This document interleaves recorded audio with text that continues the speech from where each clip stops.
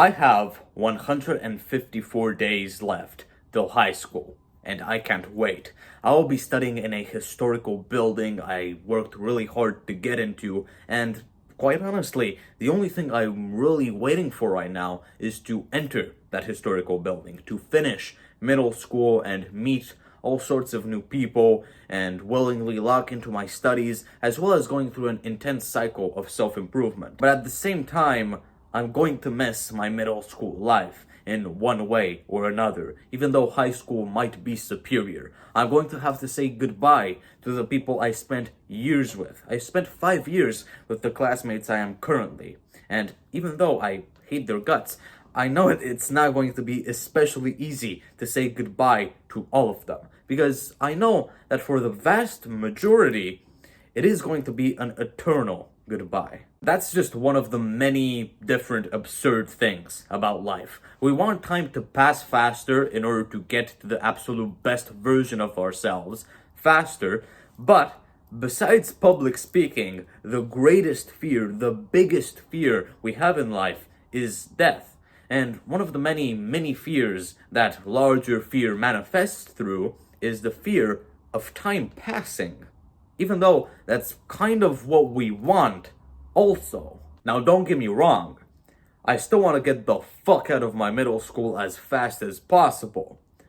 But at the same time, I do not want to get out of middle school anytime soon. I don't associate that primarily with the wish for time to pass faster. I associate it more with the wish for conditions to get better.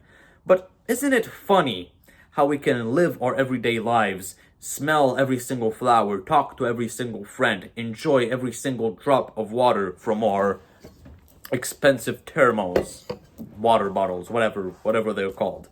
And the second we know that conditions will eventually get better, we discard the beauty of the present in favor of the even more beautiful future. So the question, as with so many other philosophical problems, is how do we balance the two completely contradictory desires?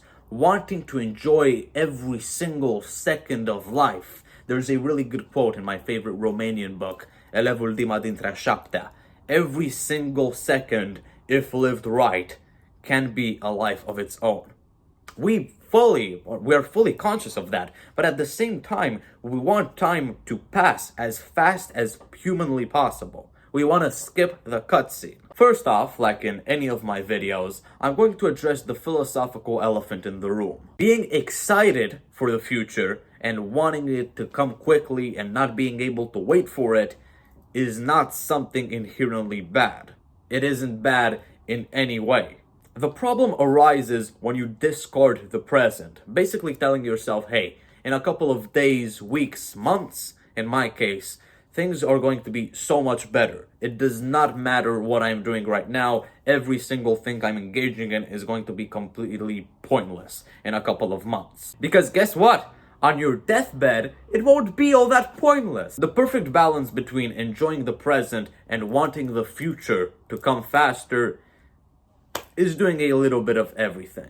A little bit of both. Let me explain the system and the thought process. The pleasure, and let's use the word meaning for the lack of a better word, kind of stops at half of your belief capacity for each one. Enjoying the present, living in the present, would look like exactly what you think it would look like. Breathing in fully, smelling every single flower, just living the present and enjoying the current moment. Literally. At least that's the case for a half-full tube. A completely full tube of enjoying the present would most likely degenerate into you enjoying the present so much that you forget about the future and actually creating moments that will eventually be the present that you can enjoy, or worst of all, enjoying the present because you know that there will be nothing else to enjoy in the future, that the future will be so unbelievably miserable that you won't be able to live in it. A half-full tube of wanting things to pass, of wanting time to pass, would look like, I don't know, knowing that things are going to get better and not being able to wait for things to get better. even though you can't wait, you can wait because the other half of the tube is filled with you enjoying the present. A full tube of wanting things to pass would look like knowing that things will get better and only thinking about how things will get better and not enjoying the actual good that you're currently living in, or even worse, living in the delusion of thinking that things will get better. Here's an idea. Get your tube, get your belief capacity, whatever you measure it in. Let's say it's this water bottle. I'll cut it off at like the middle.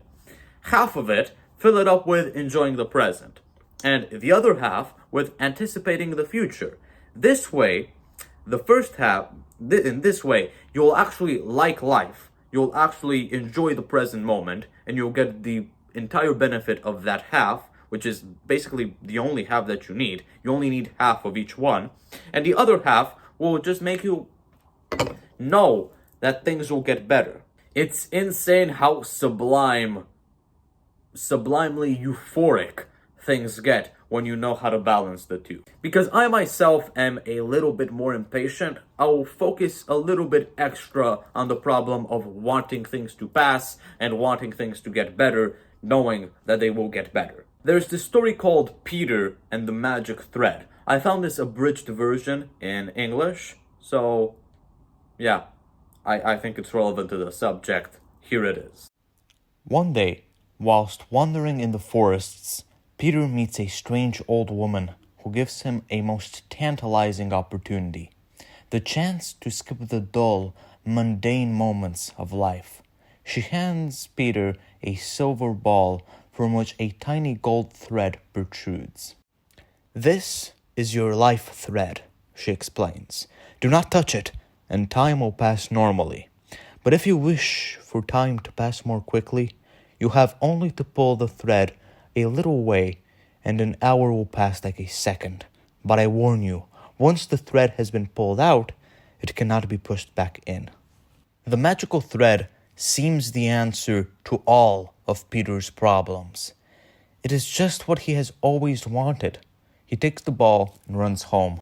The following day in school, Peter has his first opportunity to put the silver ball to use.